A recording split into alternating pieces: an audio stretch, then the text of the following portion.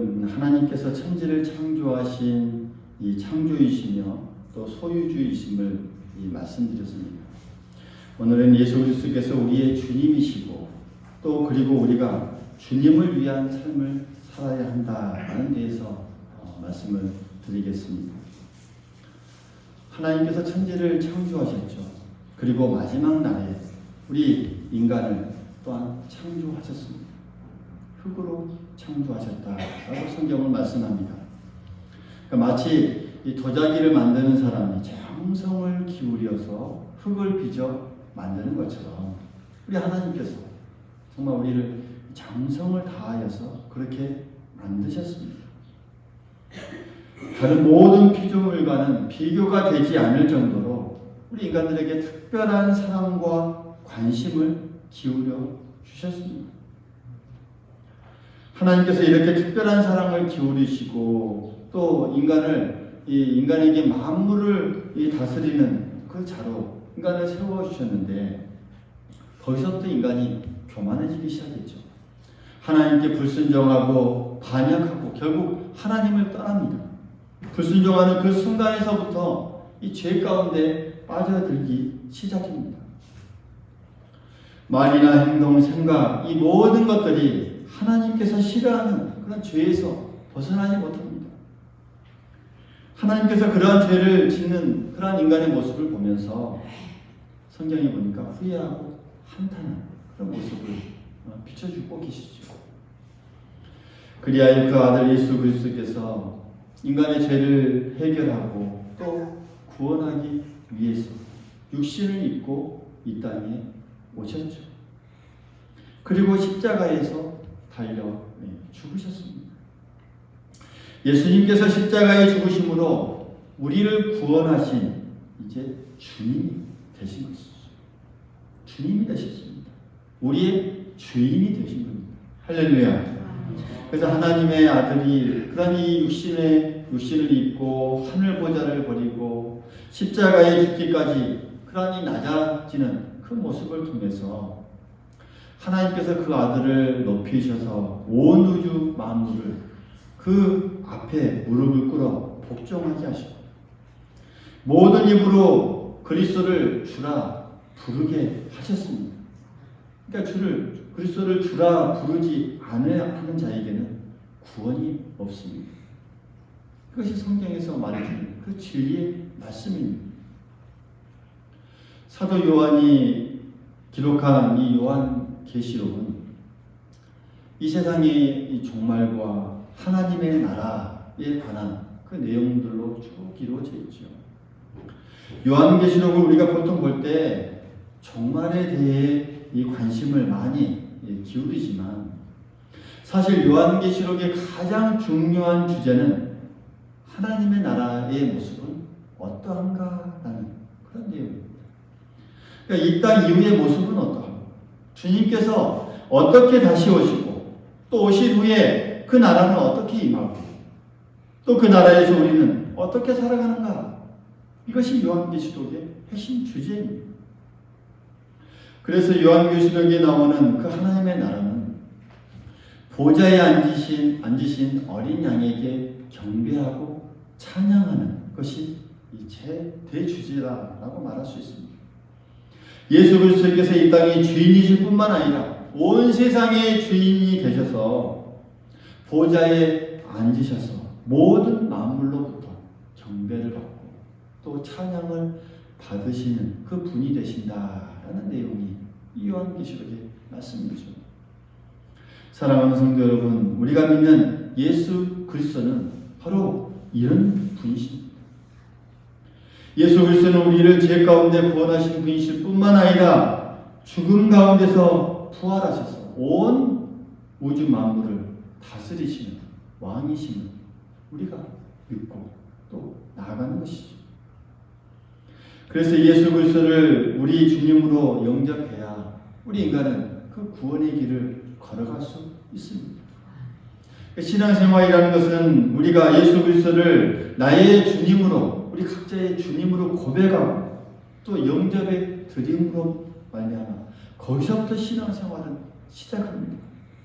그때부터 비로소 우리를 그리스도인이라고 부릅니다.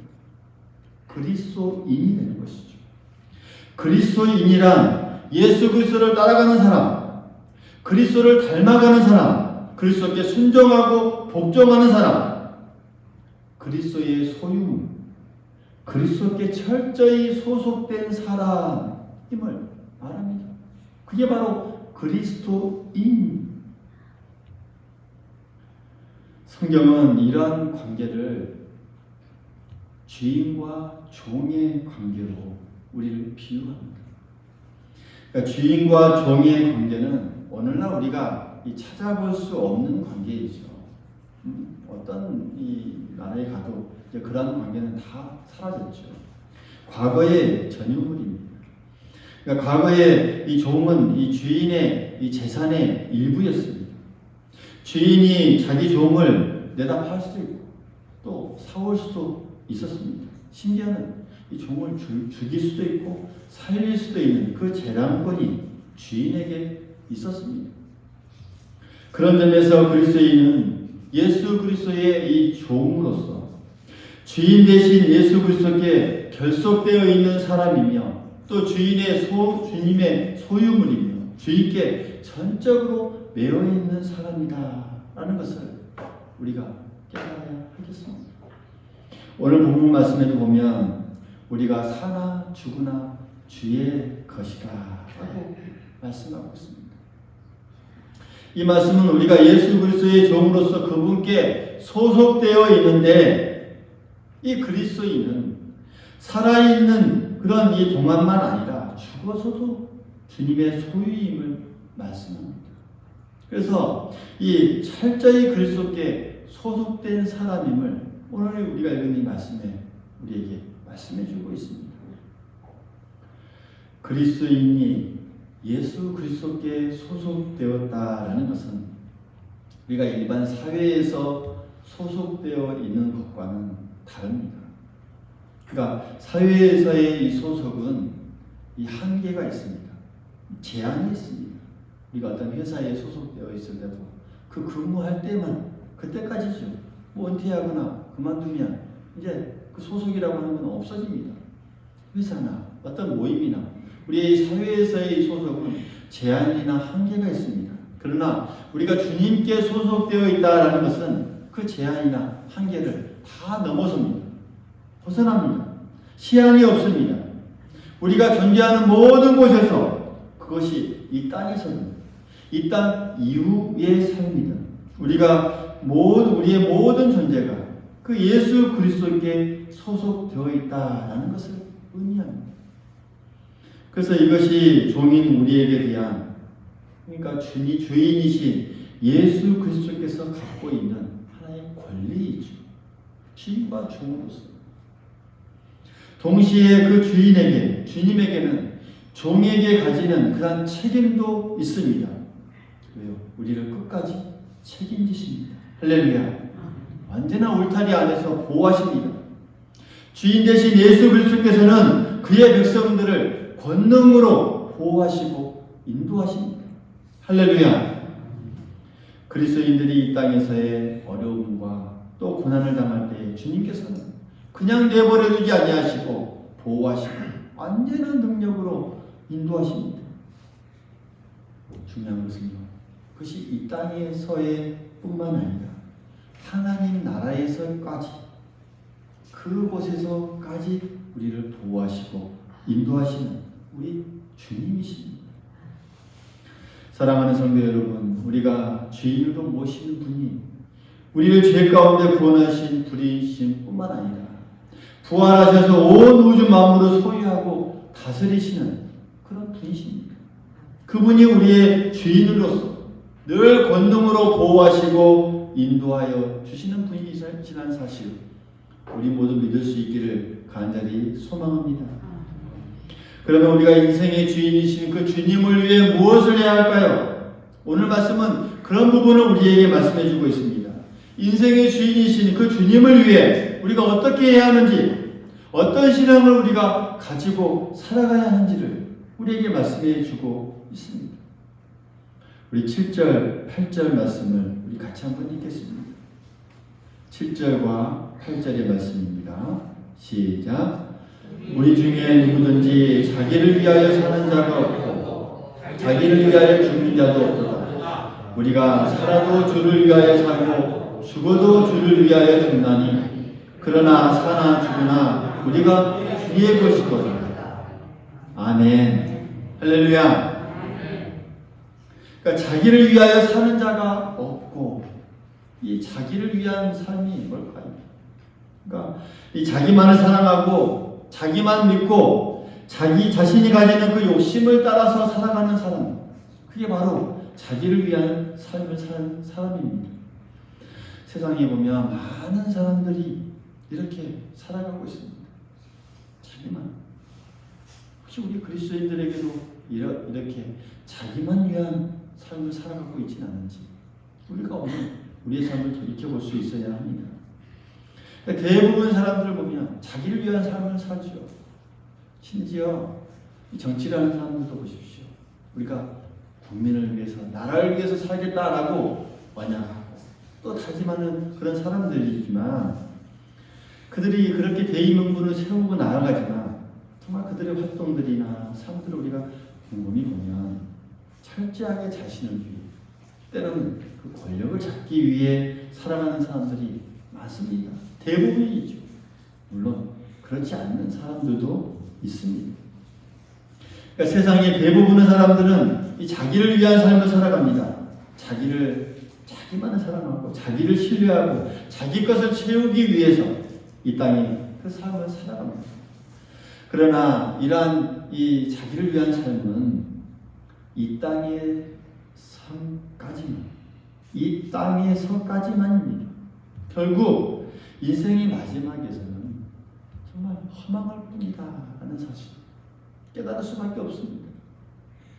그런데 오늘 말씀에서 이 성도들은 자신을 위한 삶보다 주를 위한 삶을 살아야 한다라고 우리에게 말씀하고 있습니다. 누구를 위한 삶이요? 주님을 위한 삶. 종이 주인을 위해서 사는 것, 어떻게 보면 당연한 삶이죠. 할렐루야. 주인을 기쁘시게 하고 주인을 존귀하게 하는 그런 삶을 살아가는 것, 어떻게 보면 너무나 당연한 삶입니다. 주어진 은사와 재능과 물질과 시간과 건강을 사용해서 주인을 기쁘시게 하고 주인을 존귀하게 하는 그런 삶을 살아가는 것, 어떻게 보면 마땅한 삶이기도 합니다. 그럼에도 불구하고 그런 삶을 살아가지 못하는 우리의 연약함, 우리가 늘 바라보게 됩니다.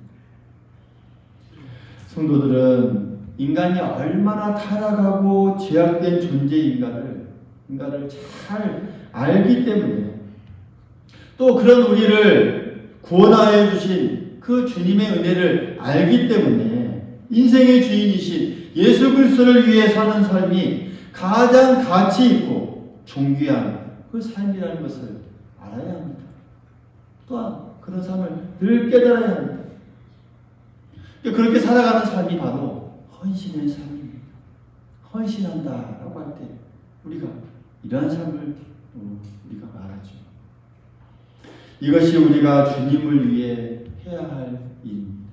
이 땅에서 또 이 땅 이후의 삶까지 우리가 생각하면서 해야 할 우리들의 삶이라는 것이죠. 예전에 몽골에 있을 때에 같이 사역했던 이 선교사님이 있었습니다. 그분은 의사였습니다. 그분은 우리 사회에서 이 엘리트 과정을 걸은 그런 사람입니다. 아주 우수한 분이죠. 자기가 속한 분야에서 얼마든지 성공을 거둘 수 있는, 또 출세할 수 있는 분입니다. 그런데 자기를 위한 그런 삶을 거두고 주님을 위한, 주를 위한 삶을 살기로 다짐합니다. 그분만이 아니라 많은 분들이 오지로 미기한 그 지역으로 복음을 전하기 위해서 그 선교지로 떠납니다. 목사님들도 이 선교사로 가기도 하지만 많은 전문인 사역자로도 많이 나갑니다.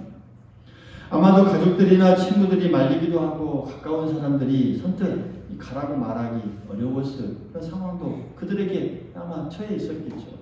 그럼에도 불구하고 주를 위한 삶을 살기 위해서 복음을 들고 오지로 험지로 가고자 합니다.